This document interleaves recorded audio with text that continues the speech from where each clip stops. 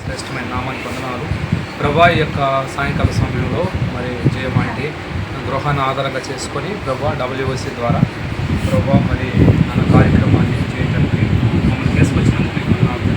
జ్ఞాపకం చేసుకోండి మన హృదయ ద్వారా ప్రభా వారి క్రైస్ట్ ద్వారా ప్రభా అనేక మందికి ప్రభుత్వంలో బాగా సాయంకాల సమయంకి వచ్చిన ఈ యొక్క ప్రభా మరి గృహాన్ని స్వాధీనించుకోండి.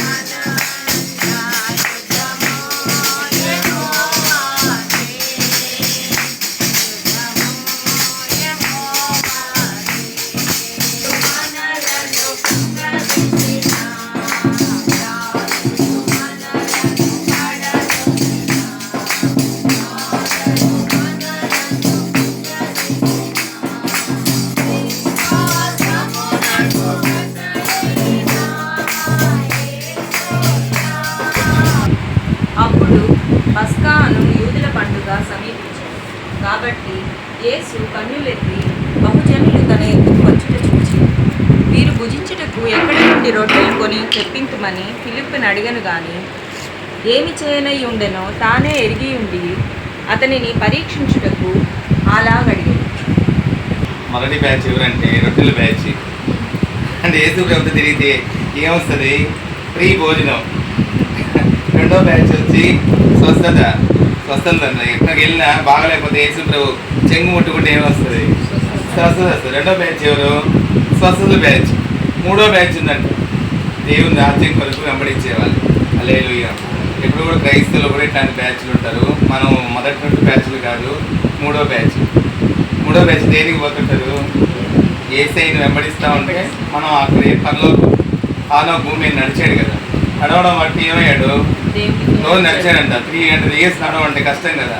మనం ఒకరోజు నడిచి 2 రోజులు నడవ, ఇంకా ఒకరోజు దేవుని వచ్చాను ఇట్లా 10 రోజులు పెట్టాడు అనుకో, మన రజనీష్ గారు 10 రోజులు వస్తాయి కదా, వస్తాం. ఎన్ని రోజులు ఎంతమంది పడిపోతారు? ఇంకా 10 రోజులు వచ్చేవాడు ఒకడే ఉంటాడు లాస్ట్.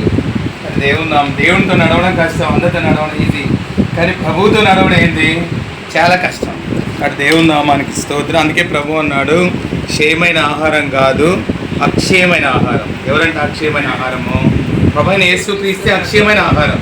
కాబట్టి దాన్ని సంపాదించుకోవడానికి మనందరం ఉన్నాము. అట్లాగే ఉండడమే కాదు, మనం దేవుడు మనకిచ్చిన దాంట్లో ఏం చేయాలి? మనము ఇతరులకు కూడా సహాయం చేసినప్పుడు ప్రభు అదే చేసి మనకు ఆయన చేయకుండా ఏది నేర్పించలేదు. అందుకే ప్రభు అన్నాడు పేతురు పత్రికలో, ఇదిగో మీకు మాదిరి ఉంచిపోయాను. ఆయన అడుగుజాడలు ఉన్నాయంట.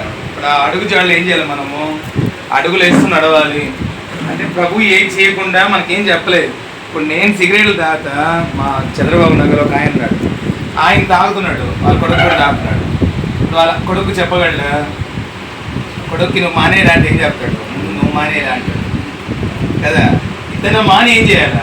కొడుక్కి మాదిరి చూపిస్తే ఆయన మారుతాడు. మనం చూస్తుంటాం ఈ లోకంలో చాలామంది అంటారు, ప్రతి దాంట్లో దేవుని చూడాలయ్యా అని. నువ్వు చూసినా ఉండడు. ఎవడు దీనుడై వణుకుచుంటాడో, ఎవడు పవిత్రంగా ఉంటాడో వాడి హృదయంలో మాత్రమే ఉంటాడు ఆ మహిమోన్నతుడైన పరిశుద్ధ దేవుడు. అలాగా వాళ్ళు పాపం చేస్తుంటే దేవుడికి అక్కడ రాస్తుంటుంది ఒక వాక్యం, వాడిని చంపదలిచిన కనుక, యెహోవా వాడిని చంపదలిచిన కనుక. ఆ అన్యాయం, అక్రమం, మోసం చేస్తూ ఉంటే చంపాలనుకున్నాడు, తర్వాత చంపేస్తాడు. ఇవన్నీ ఎందుకు చెప్తున్నానంటే, ఈరోజు సంఘాల్లో కూడా ఎవరికి చెందాల్సిన వాళ్ళని చెందటం లేదు. అన్యాయం జరుగుతూ ఉంది, అక్రమం జరుగుతూ ఉంది, దానికి పాలు భాగస్తులు చాలామంది ఉన్నారు. గమ్ముగా చూస్తున్నారు, నాకెందుకులే, అక్రమం జరుగుతూ ఉంది. ఆ రోజు ఏలీ కుమారులు యెహోవాని ఎట్ట ఎరగలేదు, ఈరోజు అన్యాయం చేస్తున్న వాళ్ళు ఒకవేళ వాక్యం చెప్పచ్చు, కానీ దేవుని ఇంకా ఎరగల. మరి ఎందుకు తీసుకురమ్మన్నాడు ఈ డబ్బులు, దేనికోసం తీసుకున్నామని వాళ్ళ హృదయంలో ఎరగలేదు. నేను హిందువుగానే ఉన్నాను మొన్నటి వరకు కూడా, 4 సంవత్సరాలు 5 సంవత్సరాల క్రితం కూడా హిందువుగానే ఉన్నాను నేను. అట్లా నేను మా నాన్నగారు చనిపోయిన తర్వాత నెల్లూరుకి వచ్చిన తర్వాత వారీస్ ఆఫ్ క్రైస్ట్ పరిచయం నాకు వేరే ద్వారా నాకు పరిచయం సార్ వాళ్ళంతా. సార్ వాళ్ళు చూసి సేవా కార్యక్రమాలు కానీ ప్రతిదీ చాలా మంచి ప్రోగ్రామ్ చేసేవారు సార్. అంటే నా మనసుకి కొంచెం ఇదిగా అనిపించేది అనమాట, ఈ ప్రోగ్రామ్స్ అన్ని యాక్టివిటీస్ అన్ని, వీళ్ళ ఉద్దేశం కానీ వీళ్ళ మంచి మనసు కానీ ఇదంతా కొంచెం నాకు దగ్గర అనిపించింది. అట్లా చూసి ఇది కదా తెలుసుకుని దేవుడు గొప్పతనం తెలుసుకున్న తర్వాత నేను కూడా బాప్తిజం తీసుకుని దేవుని పరిచర్యలో సభలతో పాటు నేను కూడా నడుస్తూ ఉన్నాను. తర్వాత ఈ మధ్య 3-4 years బ్యాక్ క్యాటరింగ్, చిన్న క్యాటరింగ్ కూడా పెట్టుకున్నాము. దాంట్లో కూడా చాలామంది అన్నారు, మా ఇంటి దగ్గర మమ్మల్ని అనేవాళ్ళు ఆయన ఏం తప్పు చేశాడు, ఈయనేం చేస్తాడు, వెంకటేశ్వర స్వామికి ఏం తప్పు చేశాడు, ఈయన ఎక్కువ ఏం చేస్తాడు, అది కూడా చూద్దాం అన్నట్టుగా కొంచెం బ్లేమ్ చేసేవాళ్ళు. నేను చూసిన తర్వాత మా అమ్మని కూడా బెదిరించేవాళ్ళు, మా అదుపు మీద జరిగింది, దీనివల్ల జరిగింది అన్నట్టుగా మమ్మల్ని కూడా భయపెట్టేవాళ్ళు. అయినా కానీ దేవుడు మమ్మల్ని ఆ సమస్యలు అన్నింటిలో నుంచి కూడా చాలా చక్కగా బయటికి తీసుకొస్తా ఉన్నాడు. దేవునికి నిజంగానే ఎంతగానో కృతజ్ఞత తెలియజేస్తా ఉన్నాను. పేదలుడు తండ్రి, ప్రియ ప్రభువా, మీకు ఆధారకే స్తోత్రాలు వర్ణాచరించుకున్నాను.